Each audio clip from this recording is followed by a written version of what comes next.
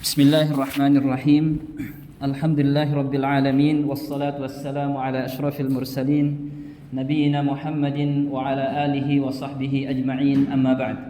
Sebelum kita masuk ke materi, coba lihat gambar yang ada di hadapan antum.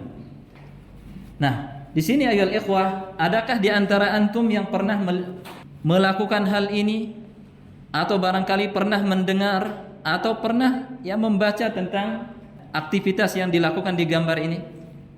Ada atau tidak? Baik, gambar yang pertama, ini gambar apa?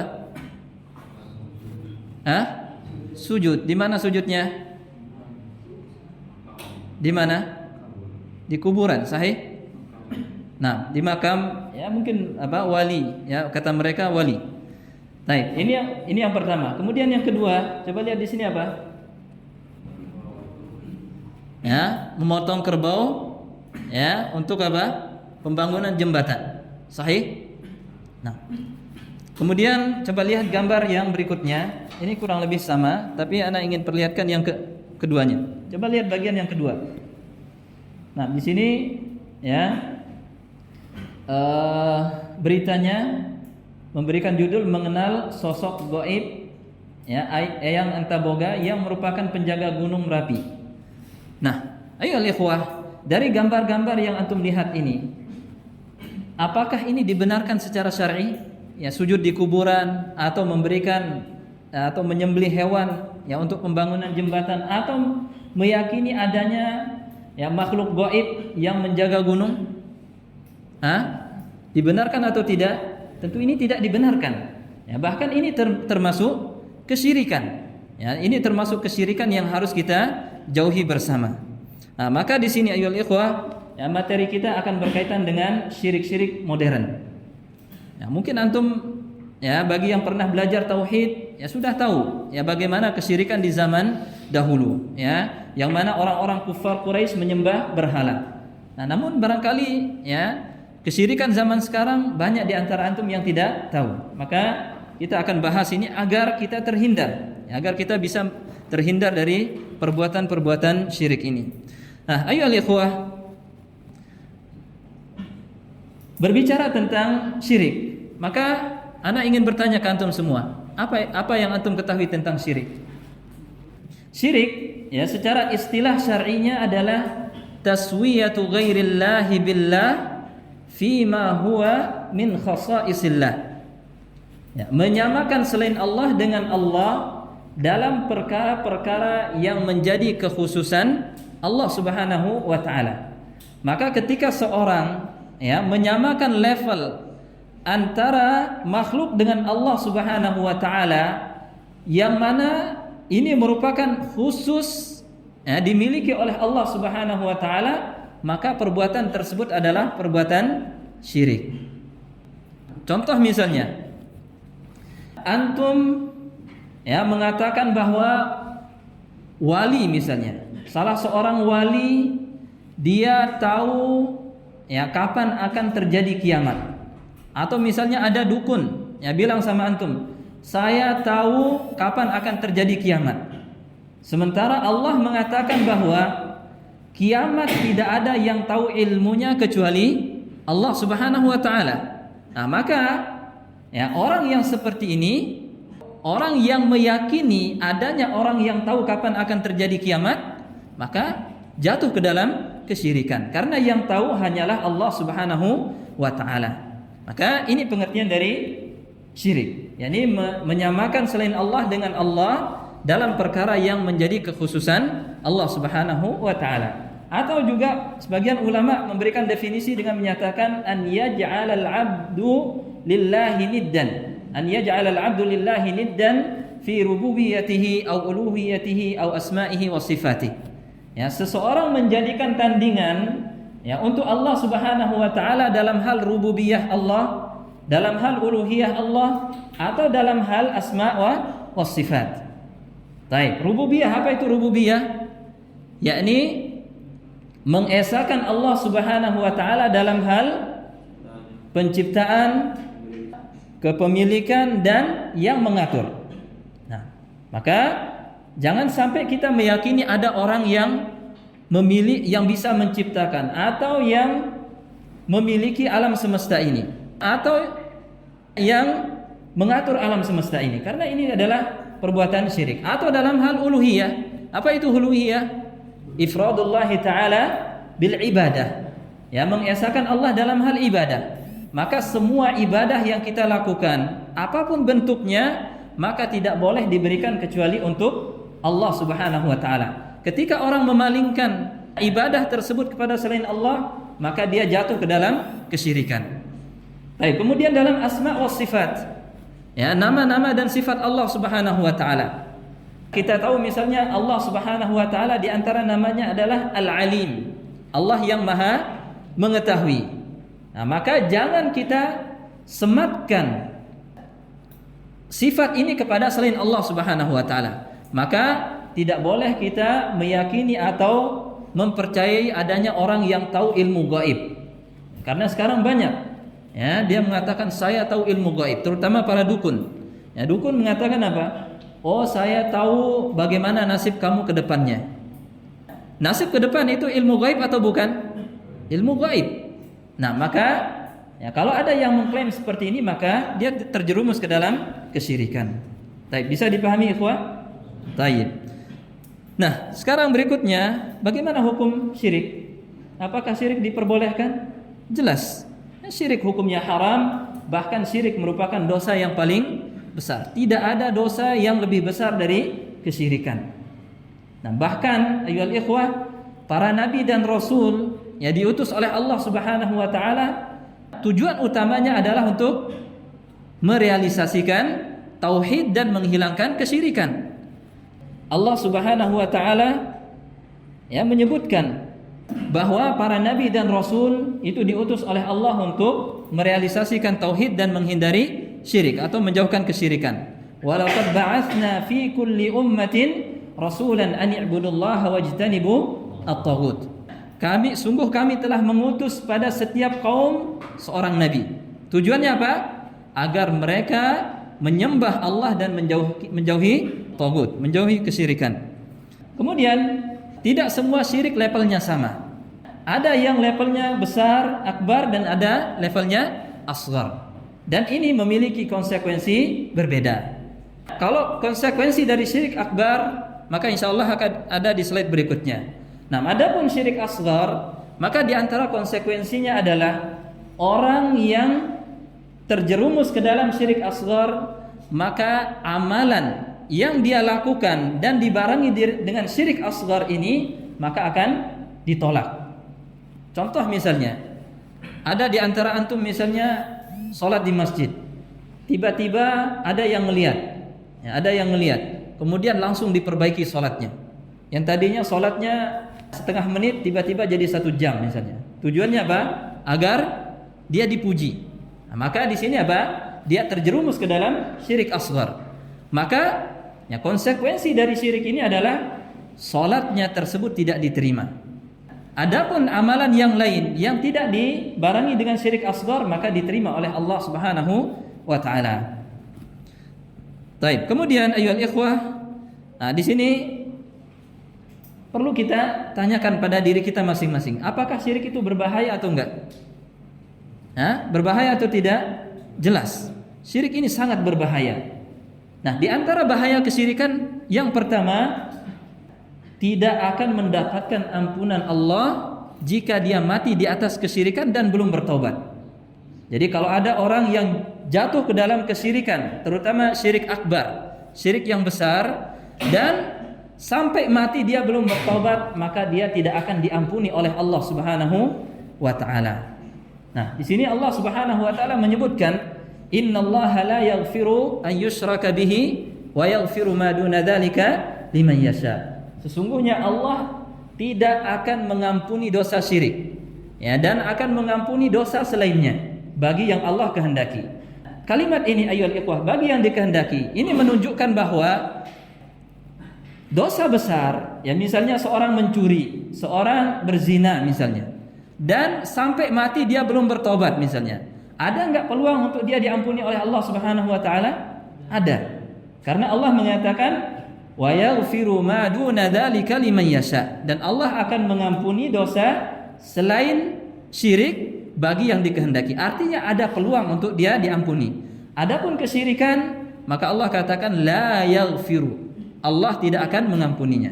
Maka ini menjadi warning buat kita, ya, bahwa jangan sekali-kali kita jatuh ke dalam kesyirikan. Kalaupun kita jatuh ke dalam kesyirikan, maka kita harus segera bertaubat. Baik, kemudian bahaya syirik yang kedua adalah haram baginya surga. Orang yang mati di atas kesyirikan, maka Allah haramkan baginya surga. Nah, pertanyaannya, kalau diharamkan baginya surga, kira-kira tempatnya di mana? Tempatnya di neraka. Karena tempat kembali setelah meninggal imma surga atau neraka. Kalau diharamkan oleh Allah Subhanahu wa taala untuk masuk surga, maka pasti tempatnya di neraka. Dan tentunya ayat ikhwah, orang yang terjerumus ke dalam kesyirikan, dia dimasukkan ke dalam neraka dan dia kekal di dalamnya. Ini bahayanya. Nah, bahayanya adalah dia kekal di dalam neraka. Baik, kemudian berikutnya yang ketiga di antara bahaya syirik adalah syirik dapat menghapuskan seluruh pahala amal kebaikan seseorang. Artinya, kalau misalnya ada orang yang rajin untuk sholat, ya, dia rajin puasa, rajin zakat, tapi dia masih syirik kepada Allah Subhanahu wa taala, maka pahala sholatnya, pahala puasanya, pahala sedekahnya itu ditolak oleh Allah Subhanahu wa taala. Karena syirik ini menghapuskan amalan kebaikan dia. Nah, antum bisa lihat, ya, dalil, ya, dari Al-Qur'an yang menunjukkan bahwa syirik dapat menghapuskan pahala seseorang. Baik, kemudian yang keempat di antara bahaya syirik adalah orang yang melakukan kesyirikan itu halal darah dan hartanya. Artinya apa, ayyuhal ikhwah? Ya, orang yang terjerumus ke dalam kesyirikan, ya, dan dia diminta untuk bertaubat tapi tidak mau, maka boleh bagi waliul amr, boleh bagi seorang pemimpin untuk memerangi dia, ya, diperangi, ya. Kalau mereka enggak mau juga, maka boleh dibunuh, ya. Kalau dibunuh, maka hartanya juga menjadi rampasan perang. Nah, ini konsekuensi yang berbahaya bagi orang yang terjerumus ke dalam kesyirikan. Namun tentu Anda ingatkan, ya, bukan berarti nanti setiap kita lihat ada orang yang terjerumus ke dalam kesyirikan kemudian ayo kita bunuh. Nah, ini tentu bersama dengan pemimpin kaum muslimin, tidak boleh orang per orang. Nah, ini 4 bahaya syirik. Yang pertama tadi apa? Tidak akan diampuni oleh Allah Subhanahu wa taala. Kemudian kedua, haram baginya surga. Kemudian ketiga, akan menghapuskan pahala amal kebaikannya. Kemudian yang keempat, halal darah dan hartanya. Baik. Nah, kemudian timbul pertanyaan, apakah syirik itu hanya di zaman dulu saja, sementara sekarang, ya, 100% gak ada kesyirikan? Kira-kira menurut antum jawabannya apa? Apakah sekarang masih ada kesyirikan? Bahkan lebih sadis. Ya, kesyirikan zaman sekarang itu lebih sadis dibandingkan dengan zaman dahulu. Nah, coba lihat. Pertama, di antara hal yang menunjukkan kesyirikan zaman sekarang lebih parah dari zaman dahulu, ya, kalau kesyirikan di zaman Nabi itu hanya terjadi pada tauhid uluhiyah, dalam hal ibadah saja. Dalam hal ibadah mereka menyembah patung, ya, mereka percaya, ya, hal-hal yang mistik misalnya. Nah, masih percaya sama dukun. Ini dalam hal apa? Dalam hal uluhiyah, ibadah. Tapi kalau sekarang terjadi pada tauhid yang sifatnya uluhiyah dan rububiyah. Nah, orang Arab dahulu, kaum musyrikin Arab dahulu, mereka masih percaya bahwa yang menciptakan Allah, yang mengatur alam semesta ini adalah Allah. Tapi dalam hal ibadah mereka menyembah berhala. Nah, Allah Subhanahu wa taala dengan jelas menyatakan di dalam Al-Qur'an, "Wa la in sa'altahum man khalaqas samawati wal ard la yaqulunna Allah." Ya, kalau kalian tanya siapa yang menciptakan langit dan bumi, maka pasti mereka akan menjawab, ya, yang menciptakan adalah Allah Subhanahu wa taala. Jadi dalam hal rububiyah mereka mentauhidkan Allah, tapi dalam hal uluhiyah mereka syirik. Tapi kalau sekarang, coba Anda tanya, ada enggak di tengah-tengah masyarakat yang masih percaya bahwa yang menjaga alam semesta ini wali-wali tertentu, terutama di kalangan tasawuf, ya, mengatakan wali kutub. Ya, jadi yang menjaga alam semesta ini adalah wali kutub. Di antaranya adalah Syekh Abdul Qadir Jailani. Jadi alam semesta ini teratur pergerakannya itu karena dijaga oleh Syekh Abdul Qadir Jailani. Ini tauhid apa? Rububiyah. Tapi ada di antara masyarakat kita yang percaya hal tersebut. Nah, ini menunjukkan bahwa syirik zaman kita lebih parah dibandingkan zaman dahulu. Kemudian yang kedua, syirik zaman dahulu itu terjadi saat lapang dan senang. Saat dia senang, mereka menyekutukan Allah Subhanahu wa taala. Tapi dalam keadaan sempit, ya, dalam keadaan genting, mereka mentauhidkan Allah Subhanahu wa taala. Baik, dalam Al-Qur'an Allah mengatakan, "Wa idza raqibu fil fulki da'awullaha mukhlishina lahuddin." Kalau mereka lagi naik perahu, kemudian perahunya diombang-ambingkan, yang mereka lakukan apa? Da'awullaha mukhlishina lahuddin. Mereka akan berdoa hanya kepada Allah. Ya, jadi mereka mintanya hanya kepada Allah. Falamma najjahum ilal bar, tapi kalau mereka diselamatkan sampai ke tepi, ya, sampai ke tanah, idahum yusyrikun, tapi mereka akan kembali ke syirikan mereka. Artinya apa? Saat genting, saat susah mereka mentauhidkan Allah, tapi saat mereka lapang mereka syirik. Tapi zaman sekarang saat senang, saat susah juga ada yang melakukan kesyirikan. Contoh misalnya, sekarang banyak, misalnya ada beberapa orang, ya, ketika dia misalnya hanyut, ketika dia dalam kondisi darurat, dia yang dipanggil siapa? Nah, terutama orang Syiah, ya, mereka katakan apa?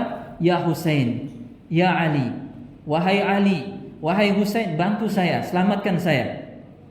Maka mana yang lebih parah? Syirik zaman dahulu atau sekarang? Sekarang, ya, sampai saat genting saja mereka menyekutukan Allah. Baik. Atau misalnya ada, ya, mungkin ada orang, ya, yang lama nikah tapi enggak dikaruniai anak. Mereka datangnya kemana? Ke kubur. Sahih? Mereka datang ke kubur. Apa yang dilakukan di kubur? Minta, berdoa. Ya, dia minta kepada penghuni kubur, wahai, ya, wali fulan, penghuni kubur, berikan saya anak.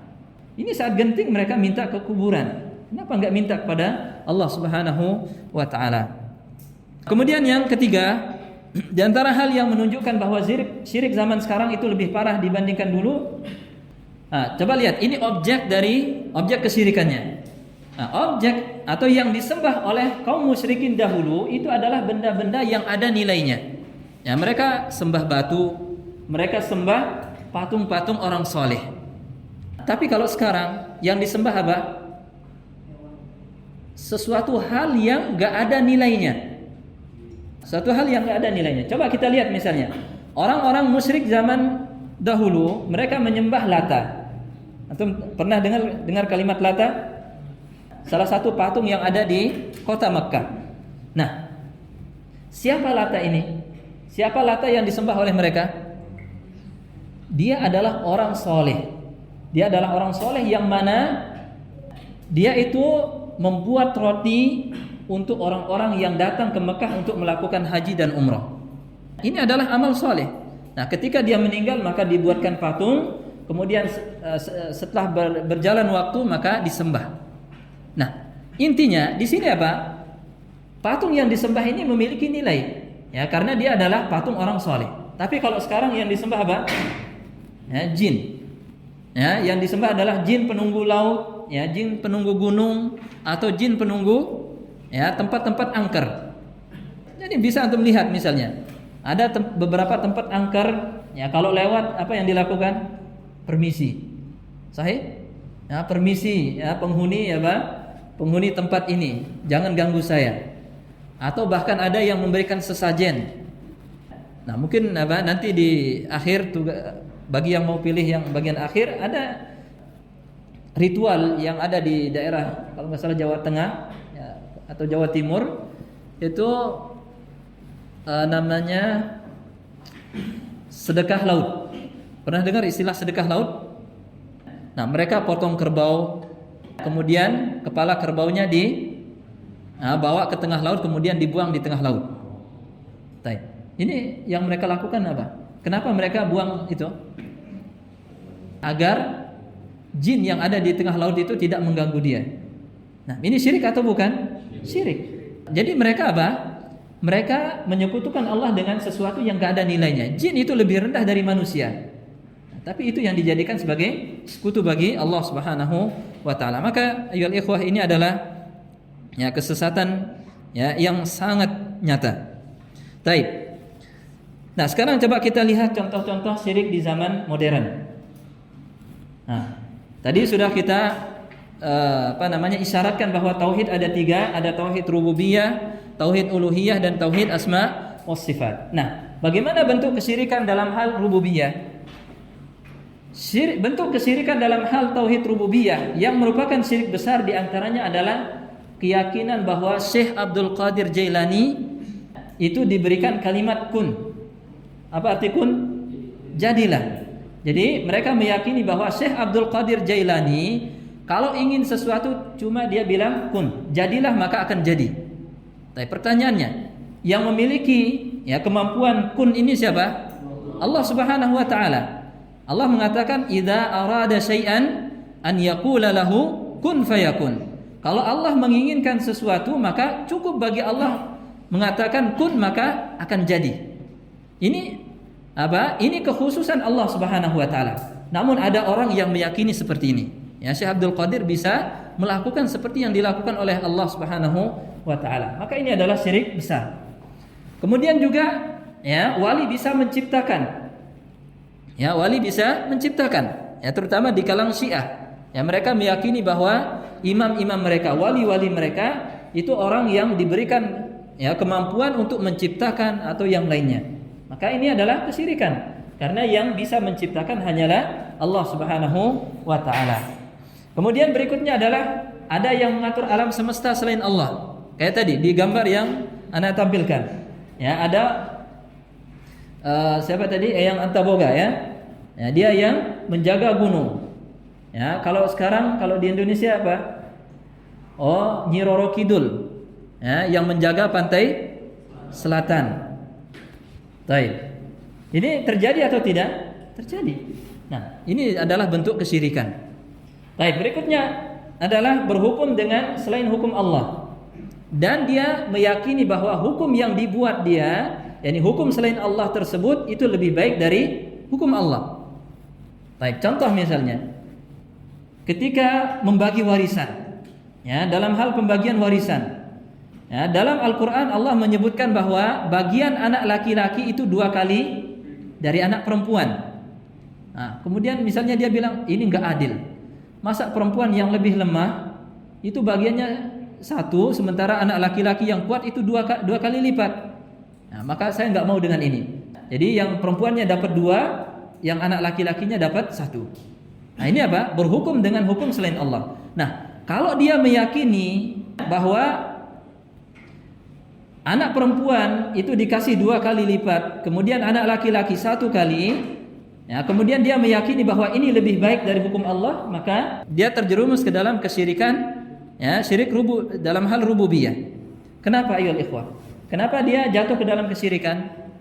Karena yang berhak untuk membuat syariat itu adalah Allah Subhanahu wa taala. Nah, ketika dia membuat syariat baru yang bertentangan dengan syariat Allah, maka dia memposisikan dirinya sama levelnya dengan Allah Subhanahu wa taala. Maka dia terjerumus ke dalam kesyirikan. Taib. Nah, kemudian bentuk syirik dalam hal rububiyah, tapi bentuk syiriknya adalah syirik asghar. Di antaranya adalah bersumpah dengan nama selain Allah. Mungkin antum sering dengar, demi Allah, demi Rasulullah. Pernah dengar? Demi Allah, demi Rasulullah. Boleh enggak kita mengatakan demi Rasulullah? Enggak boleh. Atau bahkan demi wali fulan. Demi wali fulan. Ini hukumnya syirik. Hukumnya syirik. Enggak boleh, tinggalkan. Bahkan Rasulullah mengatakan man halafa bi ghairillahi faqad kafar au asyrak. Siapa yang bersumpah atas nama selain Allah, maka dia kufur atau dia syirik. Nah, namun syiriknya apa? Syirik kecil. Baik, berikutnya di antara bentuk syirik dalam hal rububiyah, dan ini sifatnya asghar, kecil, adalah menyandarkan nikmat kepada selain Allah. Baik, menyandarkan nikmat kepada selain Allah. Maksudnya gimana? Atau contohnya bagaimana?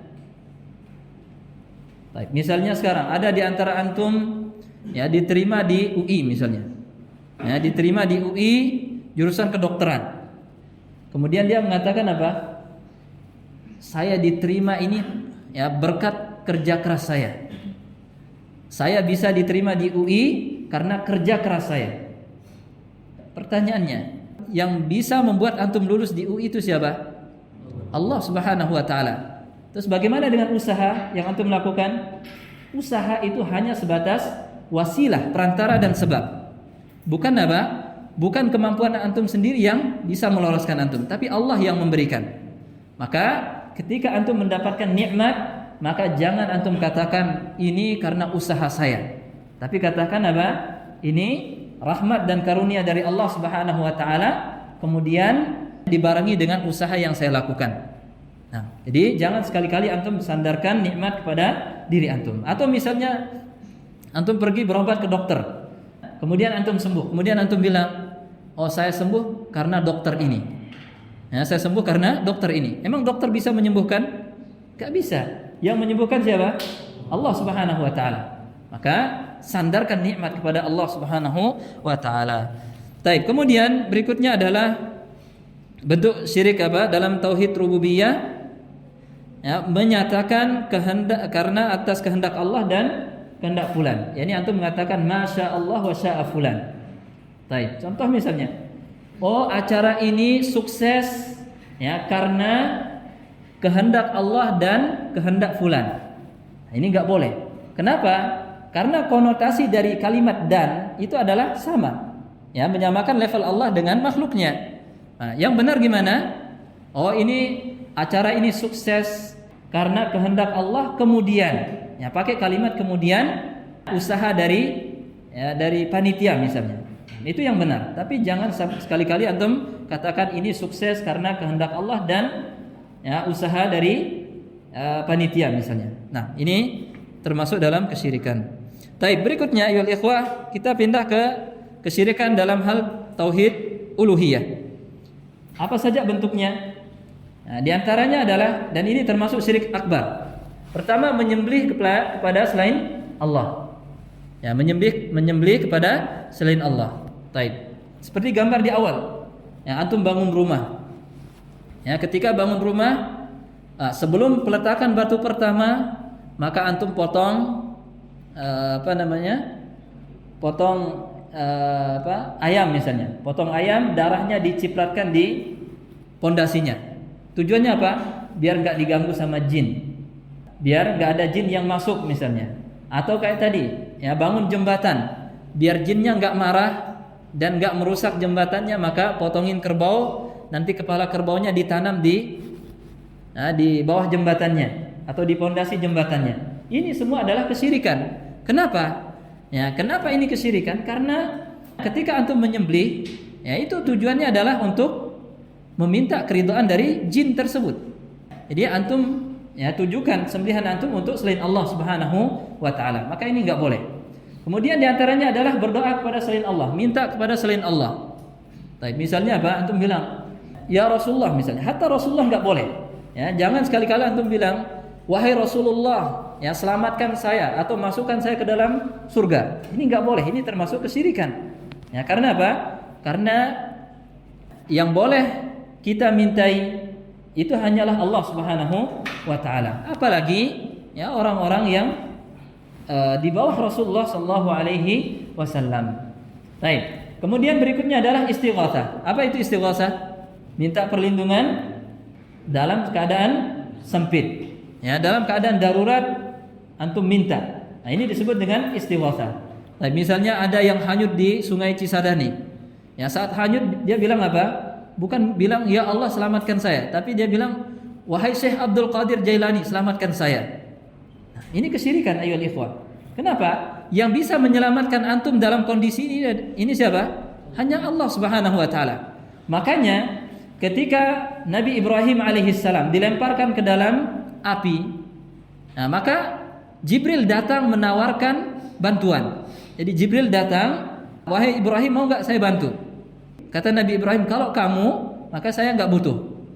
Nah, tapi kalau Allah Subhanahu wa taala, bantuan dari Allah, maka saya butuh. Maka Nabi Ibrahim minta kepada Allah dan Allah mengijabah. Allah mengatakan, qul ya narukuni bardan wa salaman ala Ibrahim. Wahai api, ya jadilah dingin dan berikan keselamatan kepada Ibrahim.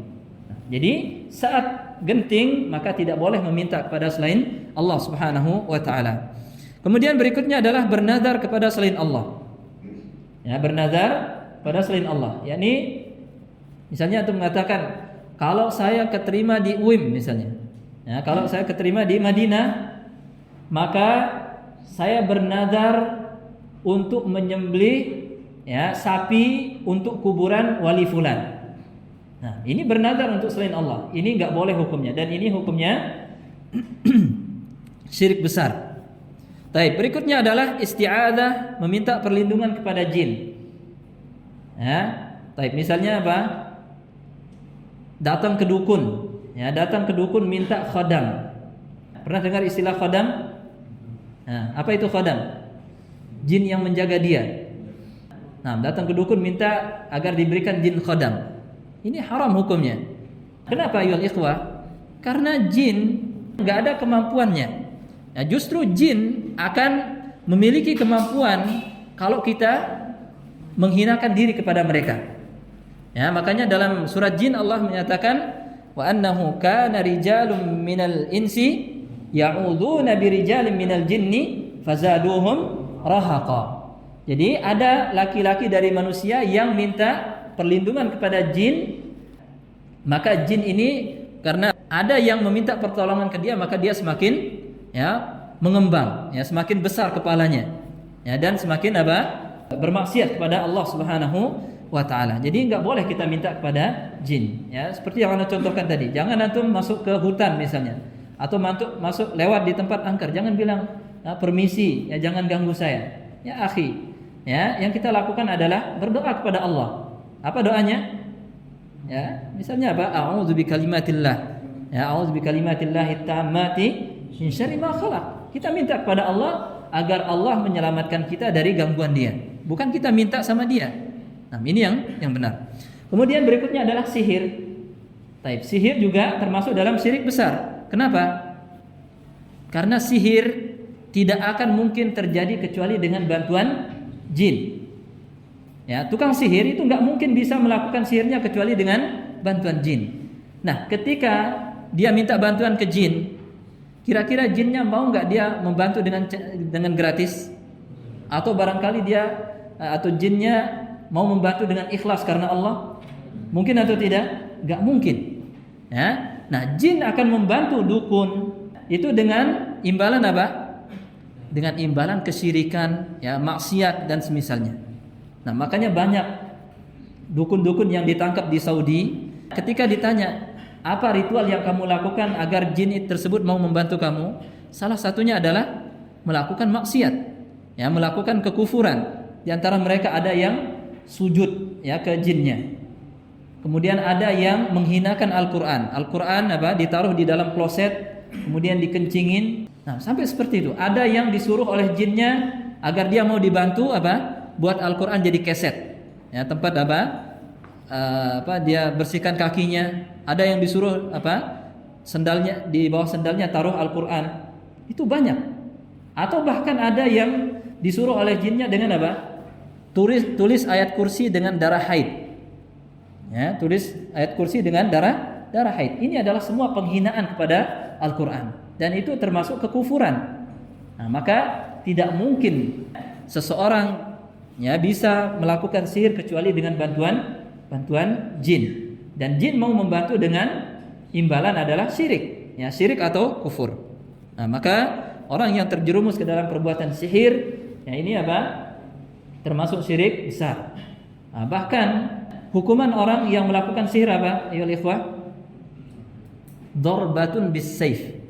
Tukang sihir, hukum Islamnya adalah dia dipenggal kepalanya. Ya, ini hukum Islam. Jadi kalau seharusnya ya kalau ada dukun yang ketangkap, tukang sihir yang ketangkap, maka dipotong lehernya. Nah, ini hukum Islam. Baik. Kemudian kita lanjutkan dengan bentuk-bentuk kesyirikan dalam tauhid uluhiyah, namun ini syirik kecil. Di antaranya adalah riya dan sum'ah. Apa itu riya? Apa itu sum'ah? Nah, riya tadi apa? Melakukan ibadah agar mendapatkan pujian. Yani dia dilihat oleh orang, kemudian dia dipuji. Kalau sum'ah, nah dia menceritakan ibadahnya agar dia dipuji. Misalnya, oh tadi malam dia sholat sendirian di kamar. Kemudian pagi-paginya langsung bilang sama temannya, tadi malam saya sholat malam 1000 rakaat. Ya, kemudian apa? Dalam sholat saya nangis-nangis. Ya, tapi tujuannya agar dia dipuji. Maka ini masuk dalam syirik asghar. Riya dan sum'ah ini ayyuhal ikhwah, dia masuk dalam kategori syirik kecil, tapi kalau berlebihan bisa masuk ke dalam syirik besar. Nah, kalau dia akan masuk dalam syirik kecil kalau dia melakukannya untuk Allah. Dia sholat untuk Allah tapi ingin mendapatkan pujian. Ini syirik kecil. Tapi kalau dia melakukan sholat tadi karena pujian orang tersebut, bukan untuk Allah, jadi Allah sama sekali nggak ada, ya, maka masuk dalam syirik besar. Baik. Ini yang pertama. Kemudian berikutnya adalah beramal akhirat untuk mencari dunia. Nah, dia melakukan suatu amalan tapi tujuannya adalah dunia. Baik, misalnya apa? Dia seorang dai, dia seorang penceramah. Dia mau ceramah kalau tarifnya tinggi misalnya. Jadi kalau tarifnya apa? 100 juta baru dia mau ceramah. Maka dia melakukan amal akhirat tapi yang diinginkan adalah tujuan dunia. Ini juga termasuk kesyirikan. Baik, kemudian berikutnya adalah pakai jimat. Baik, ada yang pakai jimat di sini? Ada yang pernah pakai jimat? Nah, barangkali biar apa? Di Piwa itu tempatnya angker karena pinggir sungai, ya lembah yang apa? Angker. Ya udah ini saya kasih apa? Gelang misalnya, kasih cincin, ya tetap dipakai agar enggak diganggu sama jinnya. Ini jimat. Nah, maka ini termasuk kesyirikan ayyuhal ikhwah. Nah, baik, berikutnya adalah tabarruk, yang ngalap berkah yang tidak syar'i. Apa contohnya? Baik, misalnya datang ke kuburan. Mungkin antum nanti lihat di medsos, ada orang-orang yang datang ke kuburan, kemudian pegang batu nisannya, diusap-usap batu nisannya, kemudian dilus-luskan di tubuhnya. Tujuannya apa? Dapat berkah. Ini adalah ya tabarruk yang tidak syar'i. Maka ya orang yang masih mempercayai seperti ini adalah dia terjerumus ke dalam syirik apa? Syirik kecil.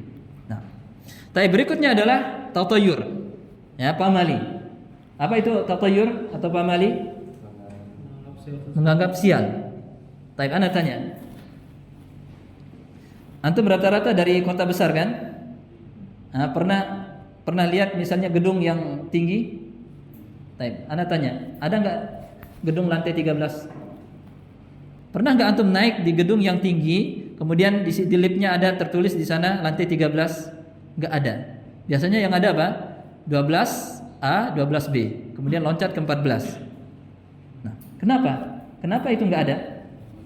Karena dia anggap angka 13 itu sial. Atau di pesawat barangkali. Ya, kursi pesawat ada enggak angka 13-nya? Enggak ada. Karena mereka apa? Meyakini bahwa angka 13 sial, atau angka 4 juga. Angka 4 juga banyak yang meyakini itu angka sial. Nah, ini semua masuk dalam kesyirikan. Atau barangkali ada di antara antum, misalnya pagi ini dia ingin pergi kerja atau pergi jualan. Tiba-tiba pas keluar pintu melihat ada burung gagak. Ya, burung gagak. Wah, atau burung hantu. Wah, ini sial nih. Ya udah enggak jadi, masuk lagi.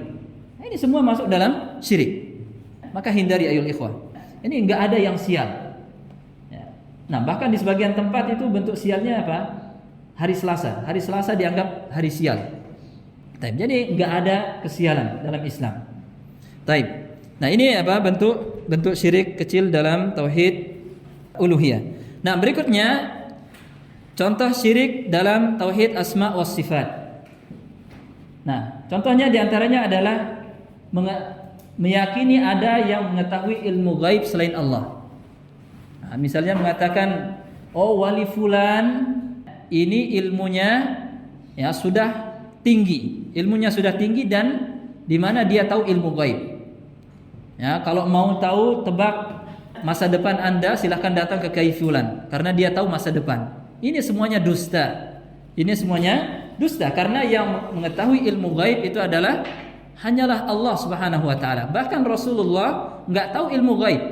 Ya, Rasulullah enggak tahu ilmu gaib kecuali yang diberitahukan oleh Allah Subhanahu wa taala.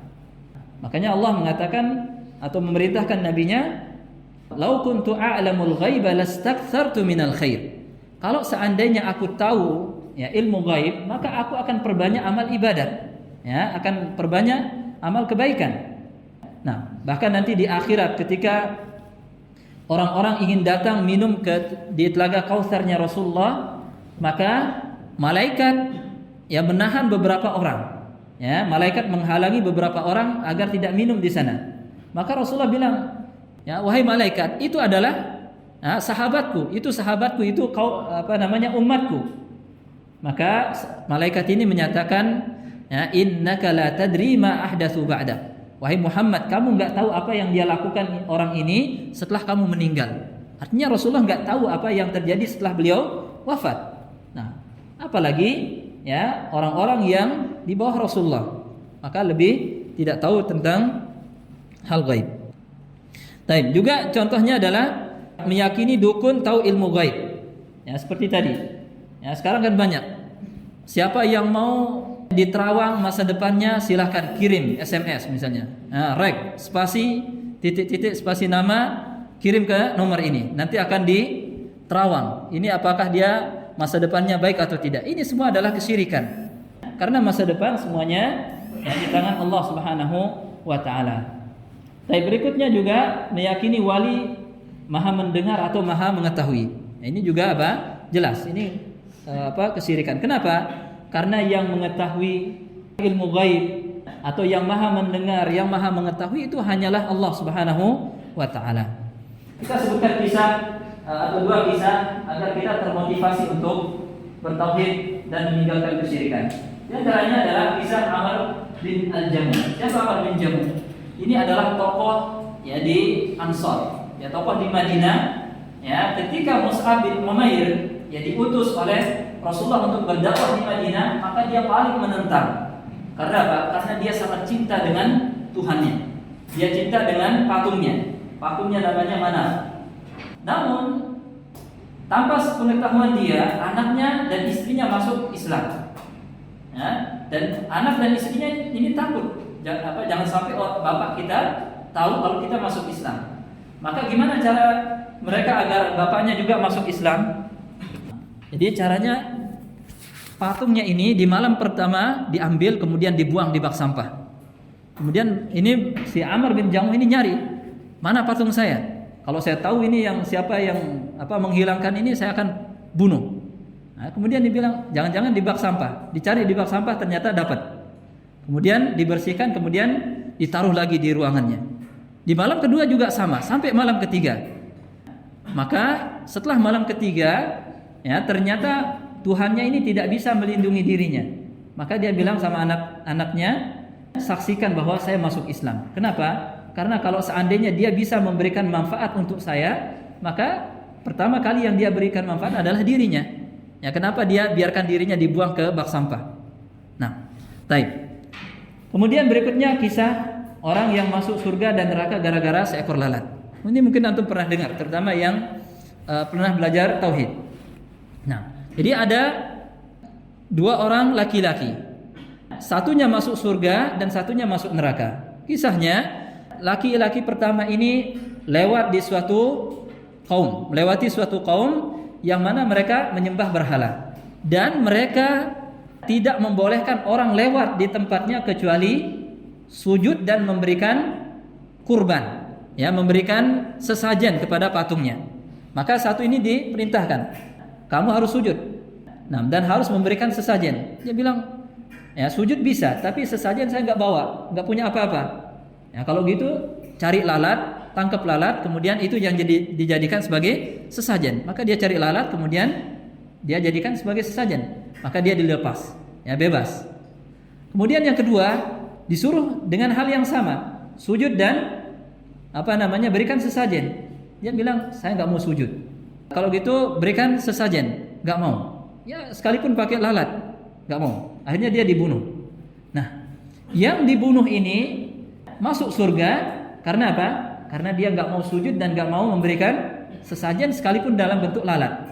Yang satu ini, ya, yang dibebaskan tadi juga meninggal dan dia masuk ke dalam neraka. Sebabnya apa? Karena dia memberikan sesajen sekalipun hanya seekor lalat. Maka ayyuhal ikhwah, kesyirikan sekalipun itu kecil ya di mata kita, maka harus ditinggalkan. Karena ini konsekuensinya atau bahayanya sangat besar. Taib. Nah, mungkin ini poin yang paling penting. Ya, bagaimana agar kita bisa terhindar dari kesyirikan? Apa yang harus kita lakukan? Nah, pertama yang bisa kita lakukan agar terhindar dari kesyirikan adalah berdoa. Kita berdoa meminta kepada Allah agar Allah hindarkan kita dari kesyirikan. Ya, karena yang bisa menyelamatkan kita itu adalah Allah. Ya, yang membolak-balikkan hati kita itu hanyalah Allah Subhanahu wa taala. Maka kita minta kepada Allah agar Allah selamatkan kita dari syirik. Kemudian yang kedua, ini yang enggak kalah penting juga, yakni kita belajar ilmu. Ya, dengan kita belajar, kita tahu mana yang tauhid, mana yang syirik. Kira-kira kalau orang enggak belajar, tahu enggak dia kalau ini syirik, ini tauhid? Enggak bisa. Jadi dengan ilmu, maka orang akan tahu mana yang benar, mana yang salah. Baik, kemudian yang berikutnya adalah menyadari kelemahan sesuatu yang dijadikan sebagai sesembahan selain Allah. Nah, seperti kisah tadi, kisah Amr bin Jamuh. Punya Tuhan, tapi Tuhannya apa? Benda, patung, yang enggak bisa memberikan manfaat dan mudarat. Jadi, ya, sangat hina seseorang kalau dia menghinakan diri untuk benda yang lebih rendah dari dia. Ya, sama halnya menyembah jin misalnya, atau minta bantuan kepada jin. Ya, jin lebih rendah dari kita. Ngapain kita merendahkan diri di hadapan mereka? Nah, ini kira-kira kurang lebih 3 hal yang bisa kita lakukan.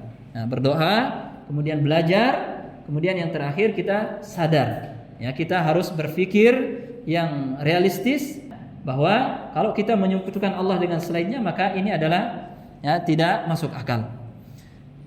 Taib. Apa doa yang kita ucapkan? Di antara doa yang kita diajarkan agar Allah menyelamatkan kita dari kesyirikan adalah Allahumma inni a'udzubika an usyrika bika wa ana a'lam wa astaghfiruka lima la a'lam. Ya Allah, sesungguhnya aku meminta perlindungan kepadamu dari menyekutukanmu sementara aku tahu bahwa itu kesyirikan, dan aku memohon ampunanmu ketika melakukan kesyirikan sementara aku enggak tahu itu kesyirikan. Nah, ini kita ulang-ulang agar Allah menghindarkan kita dari perbuatan syirik. Kemudian berikutnya adalah ya Allahumma inni a'udzubika minal kufri wal faqr, Allahumma inni a'udzubika min adzabil qabri, la ilaha illa anta. Nah, jadi ini doa yang kita ucapkan agar terhindar dari perbuatan syirik. Nah, mungkin untuk materi sampai di sini. Nah, sekarang ana minta kelas ini dibagi jadi 2 kelompok ya. Baik, silakan duduk sesuai dengan kelompoknya. Lihat judul yang ada di sini, pilih salah satunya. Pilih salah satu dari permasalahannya. Baik. Sudah ditentukan? Silakan sekarang diskusikan masalah ini dengan mengikuti instruksi yang ada di poin 2. Baik. Menemukan bentuk permasalahan. Jadi kira-kira bentuknya kayak gimana? Ya, gambaran dari permasalahan yang antum pilih tadi itu seperti apa? Kemudian hukumnya, kemudian bahayanya seperti apa? Kemudian menemukan sikap yang harus ditunjukkan apabila permasalahan tersebut terjadi pada diri antum atau terjadi pada orang lain. Nah, kemudian berikutnya solusinya. Ya, solusinya bagaimana atas permasalahan tersebut? Silakan 3 poin ini ditulis ya dan dipresentasikan.